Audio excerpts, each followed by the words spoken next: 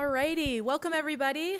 This is just a friendly reminder to please silence your cell phones if you haven't already, and please leave any food and drinks outside of the clan house. Kaagwaantaan, Maddie Hinodi Kiaong. My name is Maddie. I'm the senior project coordinator here at SHI. And I just want to speak really quickly about Sealaska Heritage before we get into the presentation today. So thank you all for joining us today as part of Sealaska Heritage Institute's lecture series. Sealaska Heritage Institute is a native nonprofit dedicated to perpetuating and enhancing Tlingit, Haida, and Tsimshian cultures of Southeast Alaska. As a nonprofit organization, Sealaska Heritage could not do any of the work we do throughout Sealaska Heritage without donations. So if you'd like to donate, please visit our website, sealaskaheritage.org/giving. Our lecture titled today, Sergei A. The Tlingit and Sitka, the Photographs of Elbridge W, Merrill, is presented by Dr. Sergei A. Born in Russia in 1953, Dr. Sergei A. came to the United States as a refugee in 1974. He earned his Ph.D. from the University of Chicago in 1982, and for his doctoral research, he spent a year in Southeast Alaska from 1979 through to 1980. He was there studying traditional Tlingit ceremonies and the historical relationship between the Russian Orthodox Church and the Tlingit people. Working closely with Tlingit elders and cultural experts, he developed strong connections that greatly enriched his research. This lecture will be focused on the recent written work of Dr. Sergei A. The Tlingit and Sitka, the Photographs of Elbridge W, Merrill, which itself focuses on the topic of the photographs of the Sitka Tlingit people, including the famous 1904 Kaagwaantaan ku.éex photograph by Elbridge W, Merrill. He plans to briefly discuss Merrill's life and work, showcasing some of his most valuable photographs. He will also discuss his own experiences with Tlingit teachers and colleagues in their work to identify the clans, houses, and names of the many people Merrill photographed over the years. Please welcome Dr. Khan.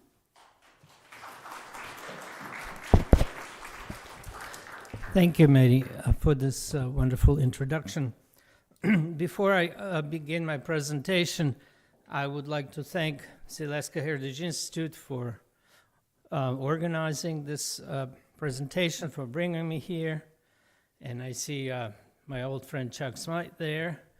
He and Rosita really, I think, were very instrumental in bringing me. I love to come back to Southeast. I try to do it every year. Also, Jacob the Irish really helped with logistics. This presentation is very much like the cover, like the slide you see is cover of this book, which came out, co-published by Sealaska Heritage Institute and University of Washington Press, and came out a few months ago. And we'll have a little commercial break here. It's being sold next door at the CHI store, and I just signed about 50 copies, so they're hoping that they will be sold out very soon.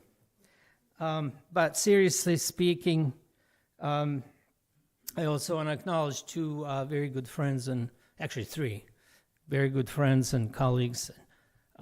Joey Zuboff, Tlingit elder, I guess, or I don't know if you consider yourself, and also Peter Metcalf and Jim Simard. And since Jim's here, I will mention that this is the second book I've done on photographs of Tlingit people. And then the first one came out in 2013 with Oklahoma Press, and it featured photographs by an amateur. Merrill, of course, was very much a professional. But a talented young amateur, Vincent Soboleff, who lived in Angoon all of his life and took pictures of the people there. And of course, some of you know that Vincent Soboleff was the uncle of our great late elder Walter Soboleff, whose spirit probably dwells somewhere in this clan house. And finally, I'd like to thank Tlingit friends, elders, relatives through adoption, who helped me identify the names of the Tlingit names, the English names, as well as clan affiliation and house or lineage affiliation of many of the people photographed by Merrill. And the really number one person here I have to mention is Harold Jacobs, works for T&H Cultural Resources. His father, Mark Jacobs, who adopted me into the Killer Whale clan, was also extremely, extremely helpful. And then there's so many elders, but just a few. Mayor Marks, Esther Littlefield, Charlotte Thomas Young, Patrick Paul, Albert Herman David, Davis, Annie Dick, Joe Howard, Peter Nilsson. Most of them are from Sitka, but also folks from Angoon, Lydia and Jimmy George, Jim, Matthew Fred, and William Nelson. And finally, in Juna, Cecilia Kunz was also extremely helpful. My connections are with the northern Tlingit people of these four communities, Sitka, Juna, Huna, and Angoon. And of course, that's also the region where the Russian Church was very instrumental, and that was also part of my research. But today we're going to talk about Merrill, and the question I would like to address is how and why was he so successful in capturing, in my view, the Tlingit people, the spirit, not just their faces, but their cultural activities, their subsistence everyday activities, and just their beautiful portraits. What made it possible? Even the joyful events, the ku.éex, the so-called potlatch, but also serious ceremonies related to death and funeral. Why was he allowed to take those pictures, and why are they so powerful? And I will also briefly compare him to some other Southeast Alaska non-native photographers, professional ones, who I think did some good work, but also really fell short of the kind of high bar that Merrill established. We'll go into that later. Just a little bit of background. Elbridge Warren Merrill, born in 1870 in West Newbury, Massachusetts. And initially it was called Elbridge Samuel, but he had a brother named Samuel who died in early childhood, and so eventually he changed his name to Elbridge Warren. He lived in Danvers, which is a small town outside of Boston, and I was able to visit Danvers and found some of his early photographs. He took pictures as a young man of 4th of July parades and, fire department activities and so forth. They're fairly conventional, although several of them are pretty powerful, professionally, beautifully captured, especially portraits of children. And he did some really beautiful work photographing kids.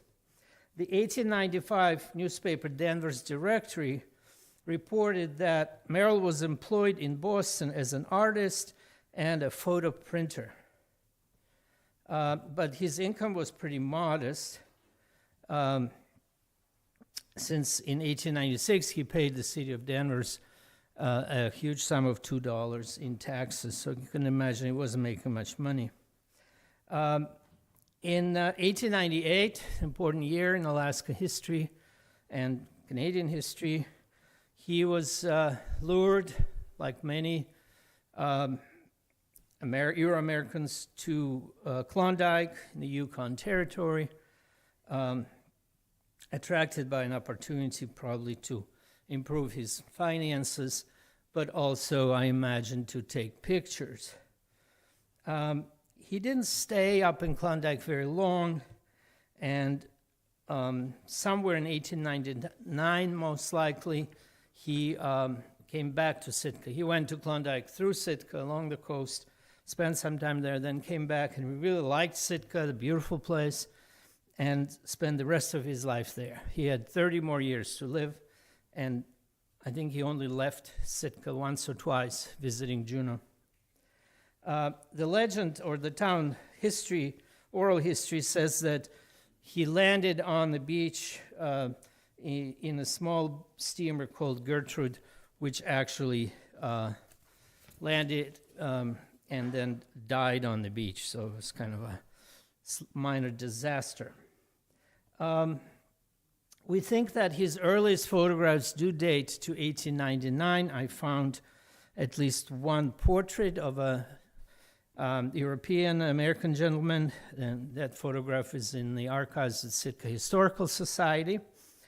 And also a photograph of what he called potlatch dances in the winter. It's a very interesting photo, unfortunately kind of blurred, but it looks to me like it's some kind of a native ceremony at the park, the site of the Sitka Tlingit Russian battle.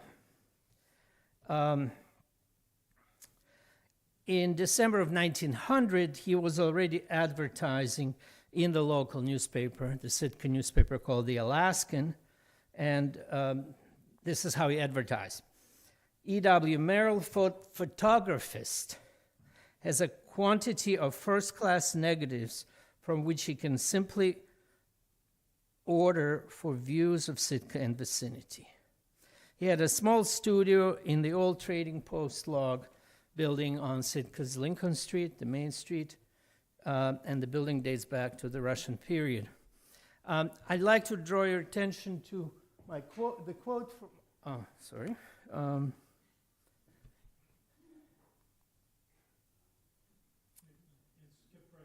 right. Oops. I'm not used to this.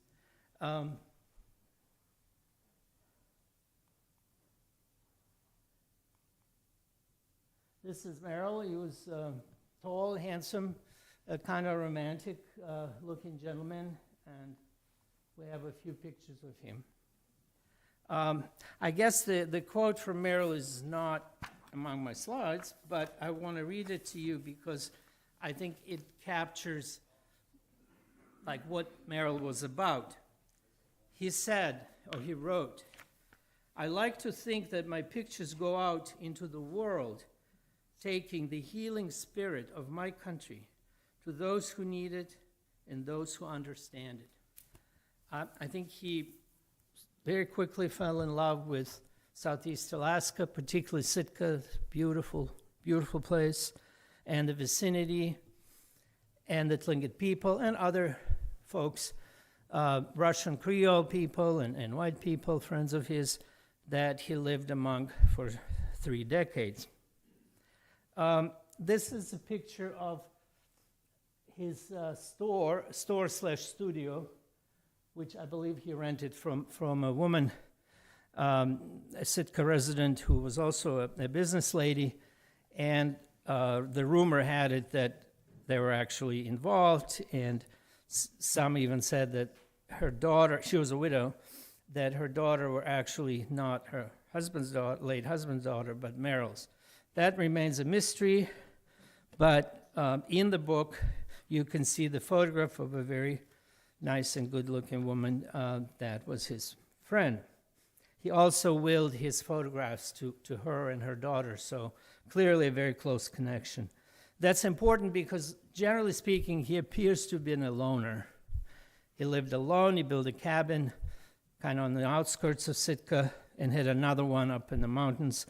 He liked hunting, he liked photography, of course, and also taxidermy. He had especially birds. You can see that he was selling native artifacts, and of course, this is the height of the early tourism in Sitka by this time, the 1900s and later. You've got steamships coming up to Sitka from Seattle, from Vancouver, and middle class and upper middle class white Americans coming to look at the totem poles, at the scenery, and at the native people, and they bought those artifacts. I don't know what's... Oh, okay. His nature photography is really outstanding. My original plan was actually to include not only his photographs of Tlingit and Creole or Russian people in this book, but also photographs of Euro-Americans. There's some really nice ones. And then photographs of some Sitka events involving the entire town, like 4th of July and so forth, and the nature photography. Because the total number of these glass plate negatives is in the hundreds. And the book focuses mainly on the Tlingit, and that also has a few photographs of the Russian Creoles, which I'll talk about briefly later. And as you know, photography and art books are very expensive to produce, so the publisher had to limit the size of the book. And but I would like to alert you that you can actually go. The negatives are owned by the Sitka National Park, Historical Park. If you go to their website, it features many of his photographs, all the ones that are in the book, but also nature photography and photography of non-native folks from Sitka. So it's a much bigger collection. This is really just the best of Merrill.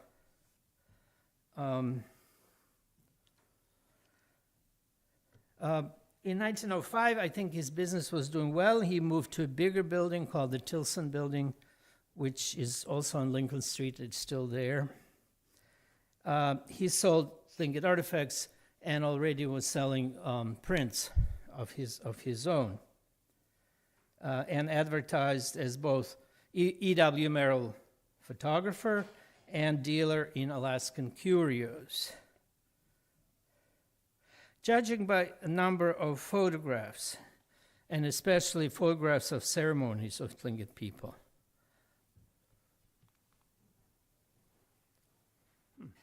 What is that? Like this one of the photographs of the 1904 ku.éex. These are Kaagwaantaan folks from Kaagwaantaan. Judging by these kinds of pictures, it is pretty clear, I think, to me and other scholars that he had very good rapport. And that's really important, that they not only allowed him to photograph these ceremonies, but actually, I imagine, encouraged or requested even. We know that other several other Euro-American photographers were in Sitka at the time. This is the famous ku.éex of 1904, which brought several delegations of clans and lineages from Yakutat, from Angoon, Huna, to Sitka, and hosted by the Kaagwaantaan clan. By this time, the government, the territorial government, and the missionaries were against these ceremonies. Unlike Canada, the ceremonies never became illegal in Alaska, but they were certainly strongly discouraged, and even some, unfortunately, I think, native folks who became Protestant Presbyterian themselves were critical of these ceremonies. So this was a very big deal, a big event in Sitka's life, and so white people probably flocked to Sitka's Indian village, this is in the village, and took their own pictures and so forth. But the quality of the photographs that Merrill produced is much, much higher than anything else I've seen. Also, there are some photographers who used his pictures but sold them as if they're their own. Just a little bit about his personality and his life and his style. A woman named Doris Grundy, whose family moved to Sitka in 1918 and who lived there until 1935, remembered Merrill as a tall, handsome man with long flowing hair who walked through town with what she calls an aristocratic, straight-back manner and a long black rain cape on his shoulders. It's a very sort of romantic image. He was often accompanied by his favorite friend, his collie dog Rover, and we do have pictures of Rover in several photographs. Although a proud loner, as Dorothy called him, he always stopped to talk to local children and sometimes gave them treats. And Grundy also says he was an articulate person, an artist in every sense of the word. He was a real person, a presence. He was somebody special, highly respected by native and non-native Sitka community. And then Leslie Yaw, who was the superintendent of the Sheldon Jackson School, who came to Sitka in 1923, knew Merrill, reminisced that unlike quite a few white people in town in the 20s and 30s who still had a kind of a racial prejudice. Merrill did not. He was known for his openness. Yes, he was solitary and mysterious. People respectfully called him Mr. Merrill, and said most people who were interviewed in the 60s about Merrill said he didn't have a lot of friends. But he did pitch at with the baseball team, and he took part in some town events and ceremonies like Independence and Memorial Day parades and so forth.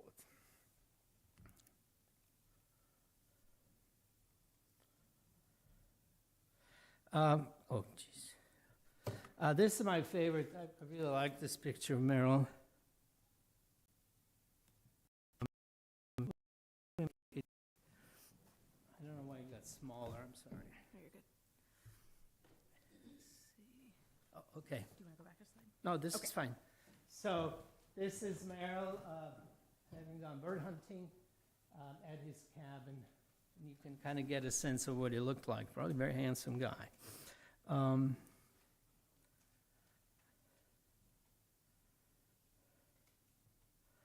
And another picture of him on the right and two friends at his cabin. Merrill also was involved in a kind of informal supervision of what later became the Sitka National Historical Park. And among other things, he supervised the work on restoring old totem poles which had been brought there after the 1904 St. Louis exhibit. And here is his picture of Tlingit carvers who did the work. And we have their names. Unfortunately, I don't have enough time to mention the names of all the people, but I just want to emphasize that the reason it was so important for me to identify native and especially Tlingit names and clans and houses of the people in these photographs is to make the book of interest and importance to the Tlingit community. And I know that folks recognized their relatives, and that was always very gratifying. Just to digress for a second, Merrill's pictures were known. It's not that I discovered them. They were known. They were occasionally used in books before my time. Some people had copies in their homes. Also, a number of his photographs, particularly portraits of native people, were owned by native families. Some still are. I think my book features a couple of those. So the negatives that National Park owned probably constitute 90% of what Merrill created, but there are some negatives at the archive of the University of Washington in Seattle and a few other places. When I started the research in Tlingit culture and history in '79, of course, that was 36 years ago. Can't believe it was that long ago. There was still a lot of elders alive. And there were people who were actually in those photographs. I remember Mary Marks talking to me about the pictures and said, "Oh, that's me, that little girl standing with her dad in front of the Russian church in Sitka, that's me." And that's another person. And so at that time, it was, you could learn a lot. I think it would have been much harder to do this research today, but as I said, fortunately, Harold Jacobs, who's real walking encyclopedia of Tlingit history and culture, he himself talked to elders when he was younger, and he helped me identify many of those folks. This picture on the left is from the National Park collection, and I'll talk about the gentleman. I know his name, know his clan, but the one on the right is a Tlingit couple whom we don't know who they are, and that photograph is from a negative that University of Washington owns. These portraits clearly tell us that Tlingit people enjoyed having their pictures taken. I think they enjoyed when the picture depicted them wearing Tlingit ku.éex, the sacred regalia, because by wearing them and demonstrating that they had the right to wear them, the people were asserting their ownership, or at least their clan affiliation. If these objects were not personal property, at least they were the property of their clans and their houses. And this was particularly important at a time when there were some folks who sold a few of the regalia because they were desperate and poor, and there were some very unscrupulous also collectors who offered a lot of money for some of these pieces. But what's also nice about Merrill, he did not romanticize Native people. I want to emphasize that. He, unlike, for example, Edward Curtis, the great photographer whom we admire, but who did romanticize them, and we know that he even sometimes dressed Native people in clothing they no longer wore, or used wigs to show that they were, wild or savage or whatever, traditional. Merrill never did that, and in fact, you could see the couple on the right are very nicely dressed in what was the fashion of the time, and I think those kinds of portraits were equally important. The Tlingit people, in my understanding, were both, many of them, still committed to the old culture, particularly religion, ceremonies, values, but they were not stuck in the past. They were not what some call museum Indians. They lived with modernity. They bought clothing that they liked. They bought household items and decorated their homes with modern objects they could purchase in Sitka. And they were adjusting to what was going on while remaining true to some of the key values. Here we do have the names. The gentleman on the left is of the cow house, Hashit, of the ku.éex clan, which I think is sometimes called the branch of Dakl'aweidí, of the Koho clan. And his English name was Silver Jim. His Tlingit name was Gitchhook. It's a beautiful picture taken during the 04 ku.éex. And I believe the paddle on his right, the raven paddle, is still owned by the clan. And then he's got this gorgeous jacket, and is holding a raven, actually kind of a stuffed raven or something. And then the lady on the right is I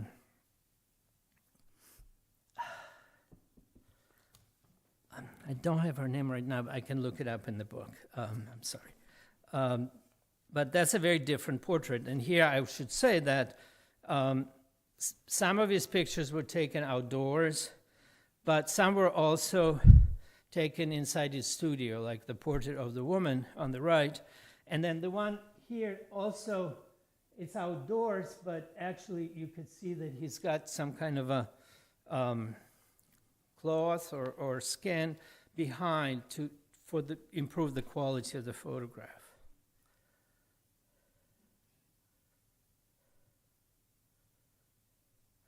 Sorry. This is not my computer, so it makes it. Okay, here's the same lady, Lillian Cook. Unfortunately, I could not identify her Tlingit name or her clan. Oh, no, we have her clan. Little Koho House, the Tlingit of the Tlingit clan. And then the lady on the right is a very well-known Tlingit weaver of choka blankets, Mary Willard Clay, who was from Kaagwaantaan and of the Kaagwaantaan clan. And here she's actually demonstrating her work.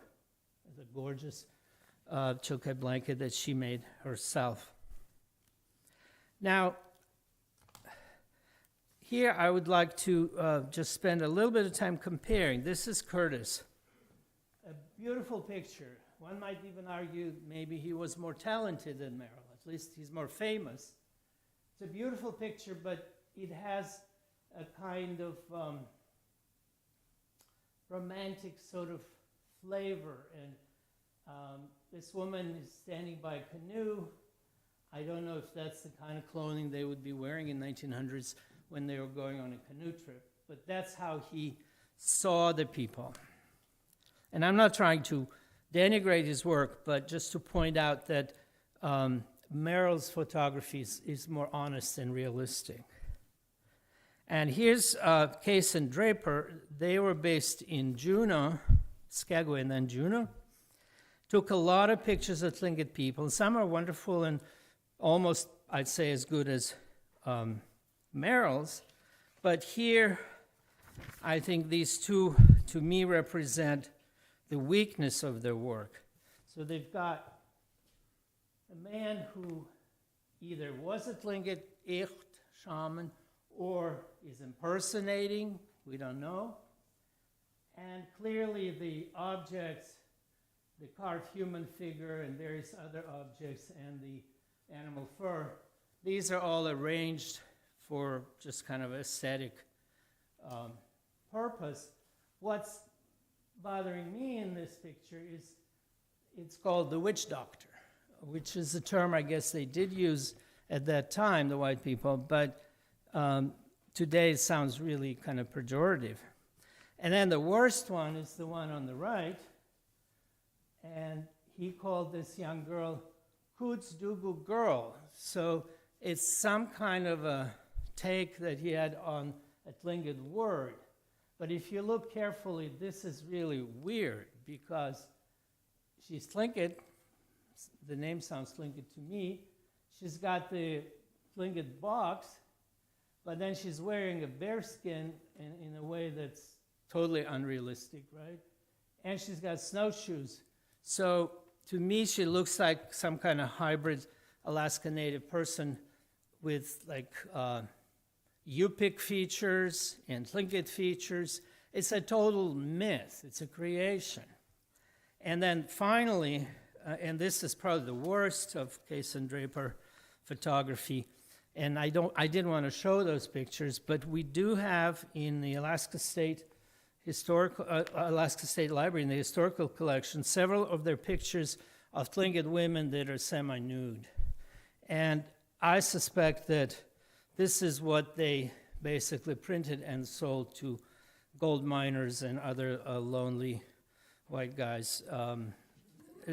You can imagine what this was about.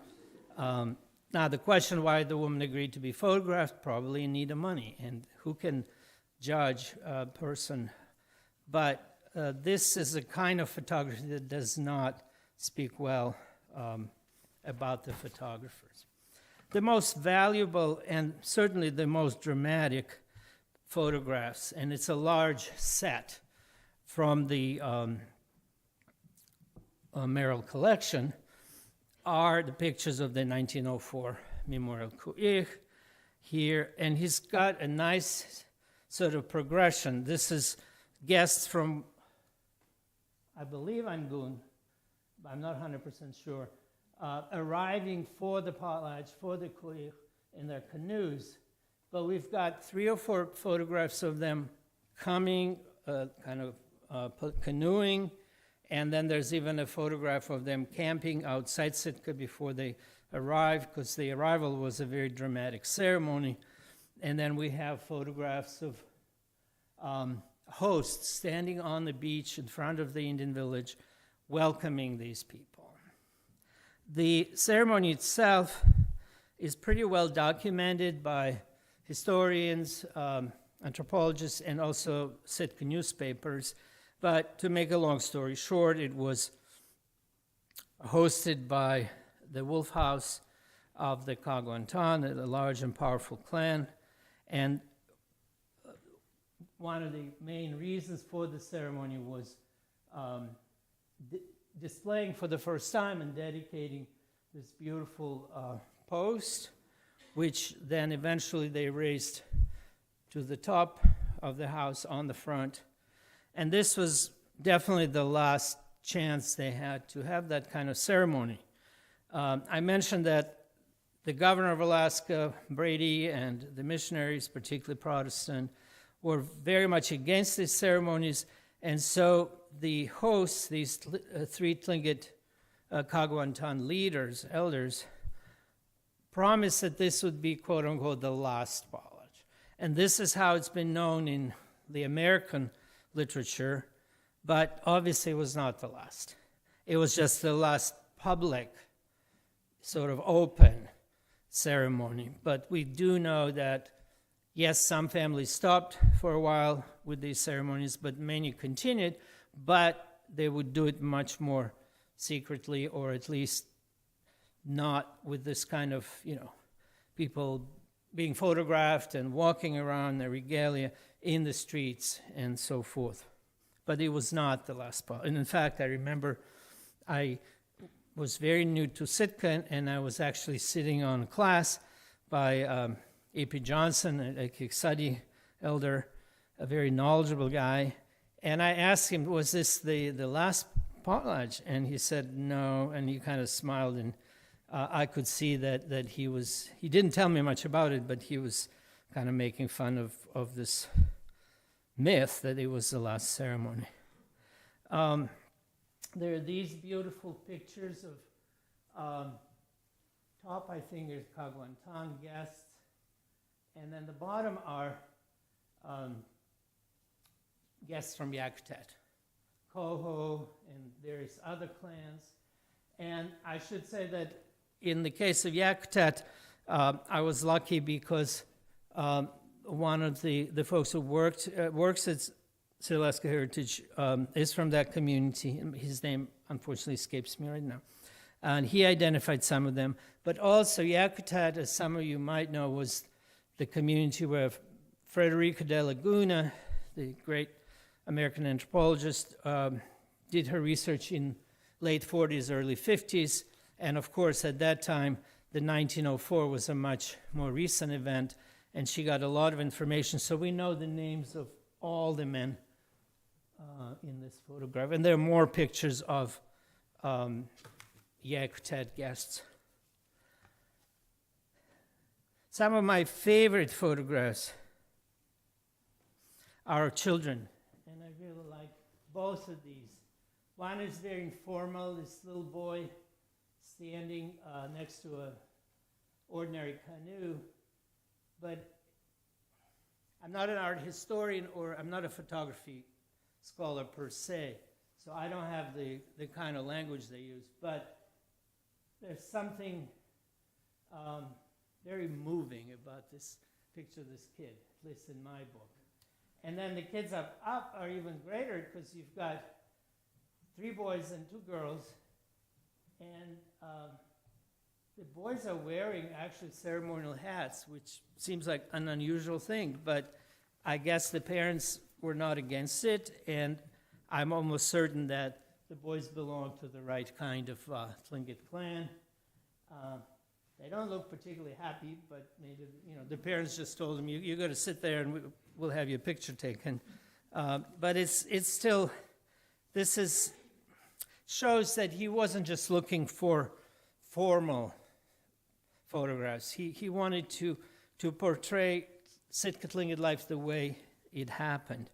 And there are, besides the ceremonial pictures, pictures of people at work. A Tlingit woman working on scraping and eventually tanning a sealskin. There are pictures of Tlingit women sewing, but also weaving baskets using spruce root. And of course, those were the kinds of artifacts that were sold to tourists in the streets of Sitka and was a major source of income. In fact, we know that some of the money that was spent in the 1904 ceremonies were what women contributed through their crafts that they sold. And then you have men, fishermen on the top. They just arrive with their catch, and one of the fellows is cutting a fish on a rock.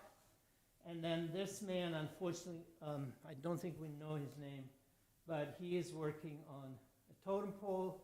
And my impression is it's the kind of small totem pole he would probably sell. And then there are other items that he's done a miniature totem pole or a model and a frog dish that he's displaying. So it also showed that there was art very much still part of ceremonial life, and then there was also high quality art and crafts, but were aimed at the tourist market. So again, it showed that the native people were taking advantage of new opportunities. And I think this is the kind of portrayal that refuses to portray indigenous Alaska people as just victims, either romantic heroes like Curtis's or poor victims of colonialism. And of course they were in some ways victims of colonialism, but they were much more than that, and they did have their own agency. So this is important to keep in mind. I think this is how more contemporary historians and anthropologists, including myself, see this history. It's a history of survival and even success rather than just misery and exploitation. There's several pictures in the book of Tlingit funerals. I guess I did not include them. I was afraid that I would run out of time. Also, there's somewhat sensitive, but I want to assure all of you that I did have permission from two clan leaders whose regalia are shown in the pictures and who relatives of the men who were displayed in the casket with the widow sitting next to them. And there's a Dakl'aweidí Koho clan funeral and two Kaagwaantaan. And so Herman Davis, who's still with us, dear friend, a leader of the Koho clan in Sitka, was okay with this. I have his permission. And then the late Andy Gamble, who was the head of Kaagwaantaan clan, and in fact had the name of Anahoots, who was one of the sponsors of the 1904 ceremony. But the pictures we also should pay attention to, and I think they're extremely valuable, are photographs of the Sitka Industrial Training School, later known as Sheldon Jackson School. This was a major presence in Sitka.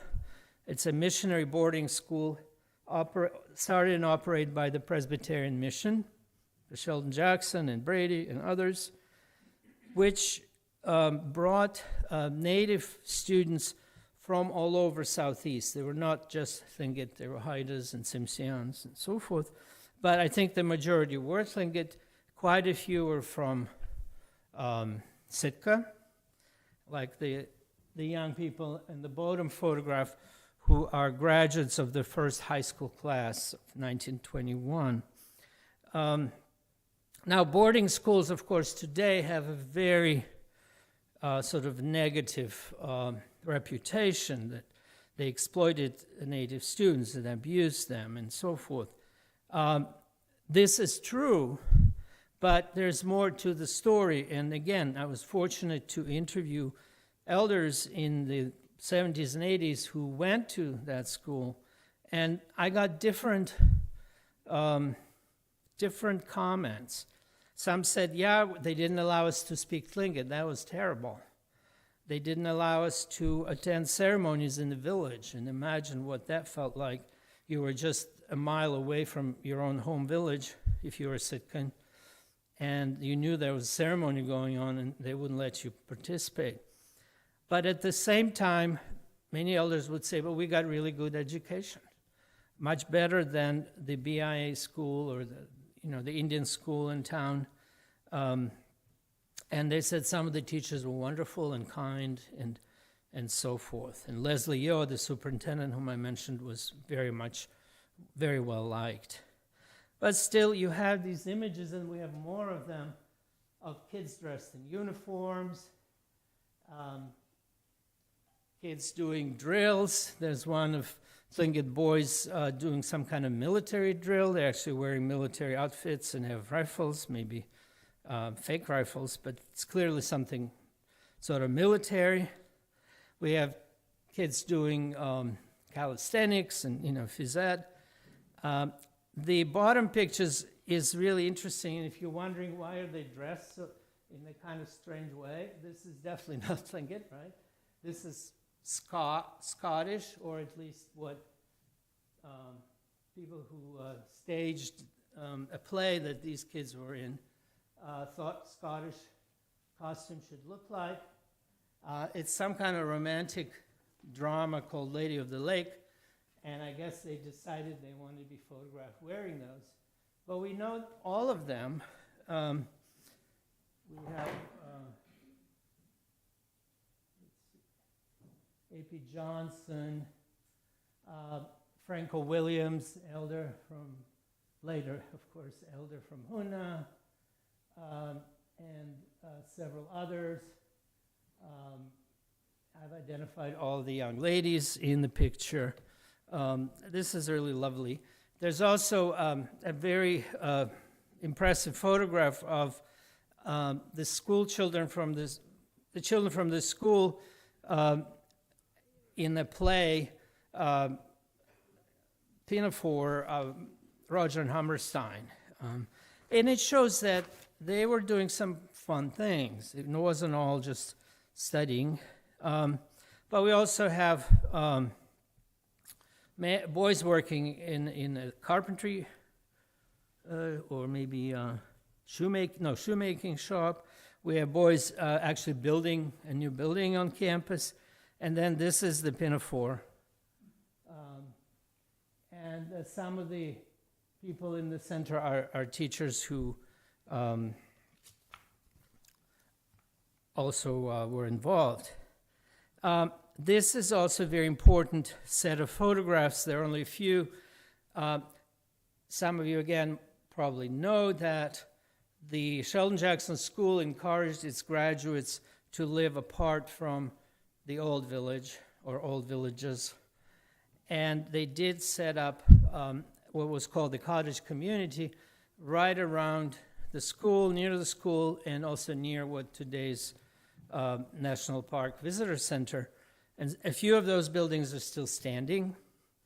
And these were, at least according to kind of the rules of the community, especially what the missionaries insisted on, these were communities where people did not participate in traditional ceremonies. They also prohibited gambling and drinking and all the vices of the white culture. But they were even more sort of strict to the point that they didn't allow people to play musical instruments on Sunday. So this was like a very rigid Protestant American kind of Christianity, and we know that eventually members of the community kind of rebelled against it and at least became much more independent from missionaries eventually and would play musical instruments.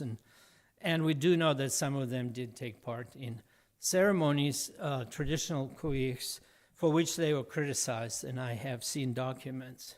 For example, some of the clan leaders, even the ones who sponsored the 1904 ku.éex, they later pledged they were Protestant senior members, elders of the Protestant Church, or the native Protestant Church, and they promised not to take part in ceremonies, but we know that they did. And there are these logs in the Presbyterian Church's documents saying they were called sort of on the carpet and told that they've broken the rules, and they were criticized. So this was something that suggests that they weren't all just listening to the missionaries. Just a few. This is Don Cameron. He was a Kaagwaantaan elder, and these were all members of the Presbyterian Church. And he also was a very important source of information and informant or consultant to John Swanton, who did ethnographic anthropological research in Sitka in the 1900s. And then his wife, he was Kaagwaantaan, she was ku.éex, and this is Tilly their daughter. And again, and of course, this man, some of you would recognize, is Peter Simpson, who was Tsimshean but lived in Sitka and married a Tlingit lady. And his descendants are still living there. And they're relatives of Andrew Hope the First. I believe this Tilly was Andrew Hope's wife, and from her, that sort of the ku.éex clan, a big section of the ku.éex clan in Sitka. This is her brother, and of course, Andrew Hope the First was the father of some well-known Tlingit public figures: John Hope, Helen Hope, Hayes, Fred Hope, and so forth. And also the next generation of that family included my dear friend, now deceased, Andrew Hope, the third. I just gave a talk about Andy, as we knew him. So this is, and we have several other photographs, including one where some of these folks are actually playing musical instruments. So they clearly did not listen to the church that was so authoritarian. These are extremely important photographs of the Alaska Native Brotherhoods, the founders. This is sort of a classic. And of course, the A&B Hall behind is the first hall. The Sitka A&B Hall was the first one. Then others in other villages appeared. And you have Peter Simpson, you have Paul Liberty, you have, I think, Frank Mercer, David Price. This is Andrew Hope the First, this young man, who was half Tlingit, half white. So these are some of the founders and early members, and there are several other photographs. This is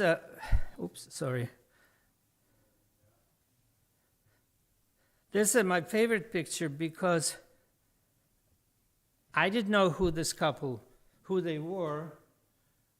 Some of the photographs had inscriptions on the back, which were done by Tlingit elders. At some point, because I didn't mention, but some of the photographs were also owned by Sheldon Jackson College, who's now doesn't exist. But at some point, they did a great thing in 1980, I think. They invited elders to look at the photographs and identify whoever they could recognize. So we do have names written on the back of the prints of some of these pictures. But this one was not. And then at some point, when I was doing research in the early 2000s, at the park, I was sitting there in an office, and a neighbor, Gil Truitt, a Tlingit gentleman, came in. He looked and he said, "But these are my maternal grandparents, Pauline James, Kahani, and Albert James, Dakl'aweidí." Again, they were Presbyterian Church members. So this is really wonderful, and I always cringe when I see a photograph that says unidentified Native American. And one time I even saw a picture of Mark Jacobs in some fancy art books of photographs of Southeast Alaska and said unidentified American Indian. I'm like, that's a man I know. Okay, I know my time's coming to an end. So this is another aspect of Tlingit life. If the cottage community was Presbyterian primarily, the village was heavily Russian Orthodox. To some degree, it still is. And so this wonderful photograph, we know exactly when it was taken because the bishop, the Russian bishop in the center, Bishop Philip, he was in Sitka only in 2016, so we know the date. And then the Russian priests, including Father Kashavarov, the founder of the Native Museum here in town, but Paul Liberty, but the rest of them are all Tlingit. Thomas Dimitri, this was Charlie Dick, and I could go on and on. A lot of these folks, when I started this project, were identified. This was Mary Marx's father, and she was really happy to see him. So Merrill also gives us this sense of the religious life of the majority of the Sitka native people, which was Orthodox, including things like Russian priests blessing the fishing fleet. These are Tlingit men about to go out fish for salmon in late spring. And I've written about why this church was so popular with particularly traditional Tlingit, and included the fact that both Tlingit culture and Russian church pays a lot of attention to remembering the dead and praying for them and honoring them. But also because it had these kinds of ceremonies, blessing of the fishing fleet, or in January, right after Christmas, priests going around the village and blessing every house and singing prayers to the families living in every single house. And I know this is from my own field research from 1980, that even those Tlingit families that left the Russian church, in 1980, they would ask the priest to bless their house, which the Protestant church did not do. So I hope this gives you some sense of why Merrill was so successful, why he had access to various aspects of Native life.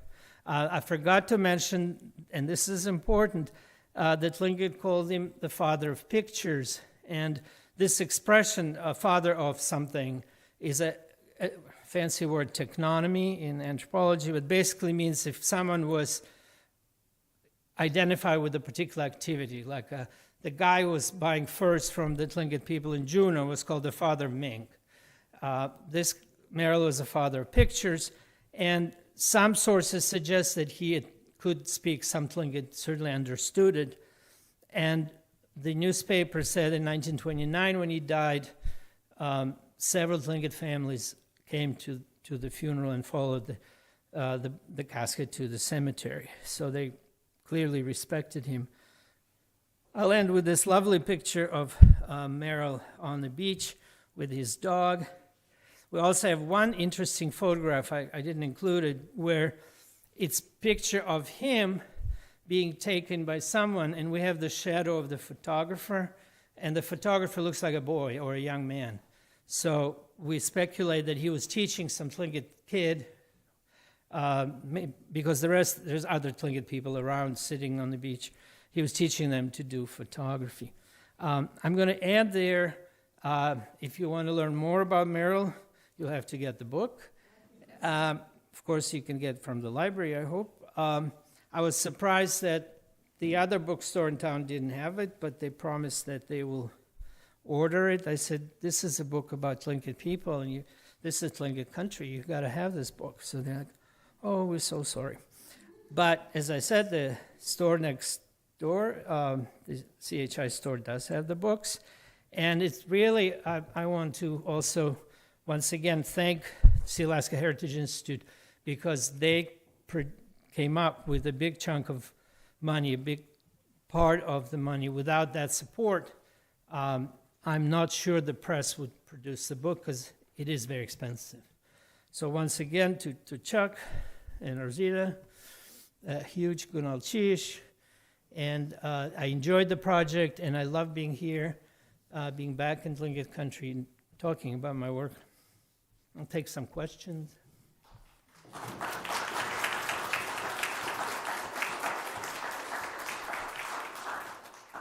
Yes? I really appreciate you sharing and look forward to seeing the book. I just wanted to say I also appreciate, my name is Susan. Thanks for that. My name is Susan, and I'm originally from the Merrill region, and I just appreciate your time, and I look forward to seeing the book. And the point I wanted to make is less of a question, but again, also under appreciation, that you share the complexity of the, you share the complexity of the boarding schools. My grandfather was one of the very few survivors of the influenza epidemic, and he came from Gullivan and Sullivan, and he was sent to a boarding school. And so again, it's complex, much more than people, today can understand. Thank you for Yeah. speaking that way. And I think some of the younger Native folks that I speak to, they only know about the bad things. And when you say to them, but, there were other, because those A and B leaders, they all came out of Sheldon Jackson. They were fluent English speakers. They knew the Roberts Rules of Order and things like that. So I think we have to be very critical of all the awful things that happen, but still not completely ignore the good things. On the other hand, there was a Tlingit elder who said, I dropped out of 3rd grade, and the only thing I learned in the school was how to swear in English. Any other questions? Yes, Sergei, thank you for your presentation. As Merrill spent primarily most of his time in Sitka, you notice when you research the photographs, or at least I do, that they're very clan-heavy with Kaagwaantaan, with ku.éex. Clearly in Tlingit Country, do you relate maybe the religious experience to the cottage people and the Tlingit being more Presbyterian as to why it seems like the other majority clans were never photographed? I don't think, I can't be 100% sure, but I don't think he ignored I know it's your clan, Tlingit clan. They were not, in the 1904 ku.éex, Kaagwaantaan were the hosts, and a lot of their marriages were with Koho clans, so maybe that's why. So I think it may have been just a random kind of thing. And the funerals that he photographed happened to be Kaagwaantaan and Dakl'aweidí.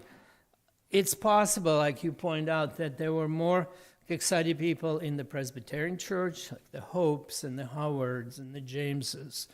It's true.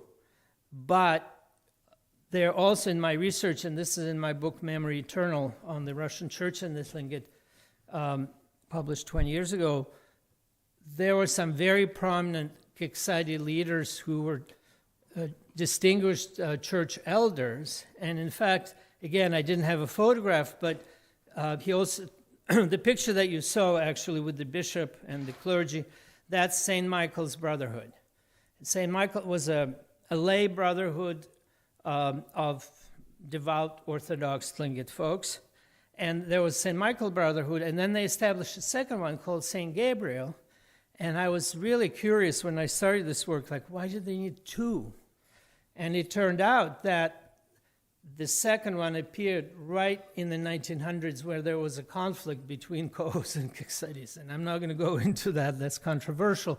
But they just, the split reflected some internal community conflicts.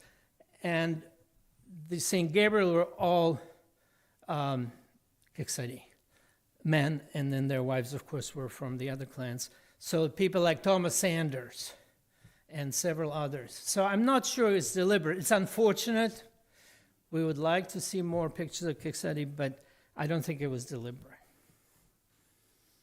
Any other questions? Chuck? Thank you, Sergei. It's great to hear this story again after reading the book, Waxed. But I was wondering, kind of following up on the last question, I'm curious that these photos of the ceremonies were very public, and they were all outdoors. But I was wondering, do you have any reflections about why there weren't other ceremonies? Why he didn't kind of go more into the ceremonial life? Or was it because of the lighting? I think that's part of it. I imagine it was hard to photograph indoors, although we have, for example, the famous picture of the whale house in Kaagwaantaan, and it's inside. But I think he, as a photographer at that time, he had a much easier time photographing outdoors.